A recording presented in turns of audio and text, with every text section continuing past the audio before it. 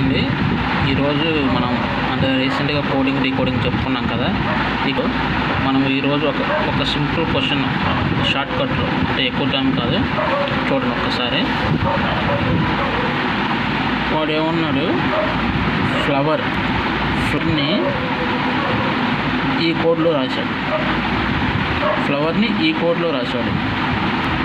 ఈ కోడ్ని బట్టి మనం మేనేజ్కి కోడ్ రాయాలి. ఒకసారి ఆలోచించండి, వాడు ఏ లాజిక్ వాడాడు. ఎఫ్ తర్వాత జి, హెచ్ కాదు, ఎఫ్కి తర్వాత ఈ బ్యాక్ సైడ్ ఈ ఉంటుంది కాదు, దాని తర్వాత జీ కాదు. ఫస్ట్ ఎఫ్ తీసుకొచ్చి ఫస్ట్ లెటర్ లాస్ట్ లెటర్లో రాశారా, ఒకసారి రాశాడు.